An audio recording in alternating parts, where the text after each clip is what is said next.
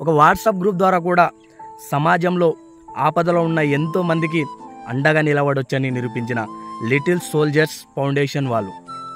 నకరేకల్కు చెందిన ఇద్దరు మానవతావాదులు little soldiers foundation అని స్థాపించి తమ వంతు ఆపదలో ఉన్న ఎంతో మందికి అండగా నిలబడుతూ అలా ఒక వాట్సాప్ గ్రూప్ క్రియేట్ చేసి ఎంతోమంది మానవతావాదులను ఆ గ్రూప్లో యాడ్ చేస్తూ ఇలా దాదాపు 200 మందికి పైగా ఉంటూ నెలకొకసారి తాము సంపాదించే దాంట్లో 200 పక్కకు పెడుతూ తమ యొక్క ఫౌండేషన్ ద్వారా ఆపదలో ఉన్న ఎంతో మందికి అండగా నిలబడుతున్నారు.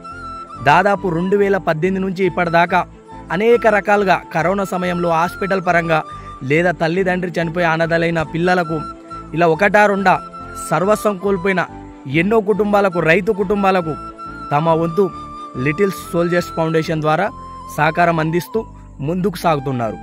భవిష్యత్తులో కూడా తెలంగాణ వ్యాప్తంగా సర్వస్వం కోల్పోయిన కుటుంబాలకు ఇలాగే అండగా నిలబడుతూ మరింత ముందుకు సాగాలని లిటిల్ సోల్జర్స్ ఫౌండేషన్ టీం సభ్యులకు ప్రతి ఒక్కరికి కూడా మనస్ఫూర్తిగా కోరుకుంటున్నాను. జై హింద్.